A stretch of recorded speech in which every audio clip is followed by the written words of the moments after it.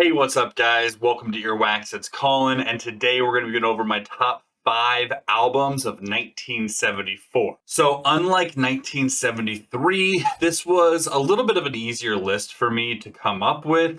I actually had a hard time finding like honorable mentions, even that are albums that I would really consider ones that I listen to on a regular basis, but I'm pretty happy with my top 5, and they are all albums that I do play fairly regularly. So let's talk about the honorable mentions. But first, if you guys could please like, subscribe, comment on this video if you end up enjoying it. All that stuff helps out the channel a lot. Also, go check out my Patreon. I got some more exclusive stuff coming out soon. So, first honorable mention is Sheer Heart Attack by Queen.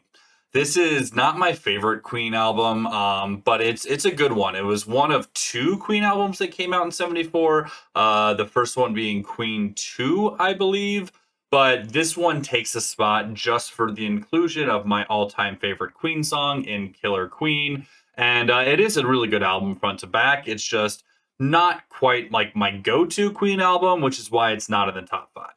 Next is going to be John Denver's Back Home Again. This is a great album. It's one of my favorite, just like folk country albums of all time. But again, not like my favorite John Denver album. And as good as it is, it's not one that I like would choose to play over maybe a couple of his other albums, which again is why it's only an honorable mention, but still an absolutely fantastic album. And you really can never go wrong with John Denver. Last honorable mention is going to be Elton John's Caribou. Again, this is not my go-to Elton John album. That would either be Goodbye Yellow Brick Road or Madman Across the Water, which was his debut album. But still a great album. I have this one on vinyl, and it's definitely one that I will spin every now and then when I'm in the mood for something a little bit different from his catalog. All right, with the honorable mentions out of the way, let's get into number 5. That album is going to be Apostrophe by Frank Zappa. This is a killer album. I think it's one of his most iconic albums. It's not my personal favorite. That would be Hot Rats. But it's got some great songs on it. Cosmic Debris, I think, is one of his best songs. It's one of my personal favorite songs. Don't Eat the Yellow Snow, again, is also really, really fun. But this album, just front to back, it showcases a couple things. It showcases how good a songwriter he is, even when he's being silly and tongue-in-cheek. But it also really showcases his skills as a guitar player. And like the guitar work on this album is just absolutely masterful. And I will die on the hill that Frank Zappa is probably one of the most underrated guitar players in all of classic rock.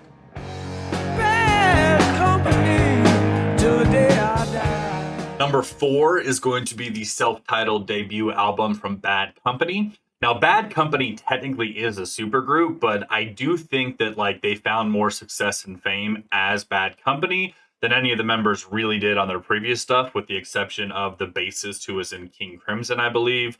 But yeah, I love this album. I think it's a killer, like 70s, just arena, stadium rock, just like straight up rock and roll record. And it's got some killer tracks on it. You've got the title track of Bad Company. You've got Ready for Love. You've got Don't Let Me Down. Can't Get Enough. Like it's a really, really good album. And probably one of my go-tos when it comes to just like straight up classic, like 70s rock and roll. And yeah, definitely one that I listen to pretty regularly whenever I'm in the mood for that type of music. Number 3 is going to be Autobahn by Kraftwerk.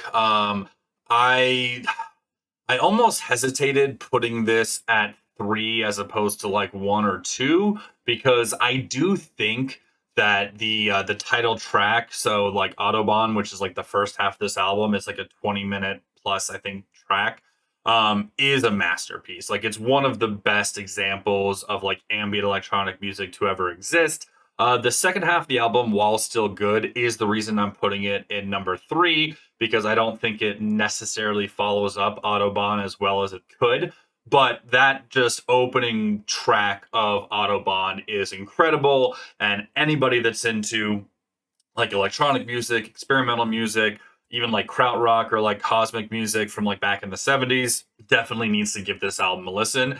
And specifically this song. Like put it on. It's great driving. It's great to just listen to. It's great to like have on in the background. And yeah, it's an amazing experience. Number 2 is going to be Mirage by Camel. Now, this is, in my opinion, one of the most underrated prog rock albums of all time. Opening up with Free Fall is absolutely incredible. It's a masterpiece. Super Twister, some of the best flute work you will ever hear on like a rock album. And then the two, kind of more longer songs on here in The White Rider and Lady Fantasy are just like absolutely incredible. If you like prog rock, if you like anything that's a little bit more on the experimental side of like 70s rock, you have to listen to this album. It's so good. To this day, I think if I had to like put in like a top 5 prog rock albums of all time, there is a good chance that this would be in it. And that might be a video I do in the future. So stay tuned. And my number 1 album for 1974 is Diamond Dogs by David Bowie. If you've watched enough of my videos, you know this album had to be on here, had to be number 1.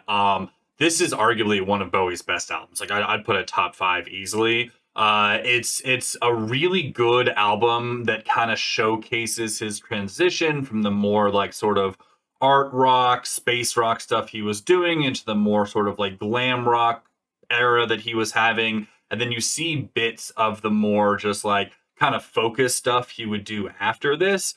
The big single off this obviously is Rebel Rebel, but the title track in Diamond Dogs, Rock and Roll With Me, but like front to back, this is an absolute masterpiece of just like, I hesitate to really classify it as one genre because he does experiment with a few different ones, but this was really kind of towards the tail end of like his art rock, glam rock sort of like era before he moved into the later part of the 70s where he'd have some more like soul influence and like R&B influence before he went full blown like dance and like post-punk into the 80s. So this album is just really, really good in the sense that it kind of ties a bow on some of the early years of his career.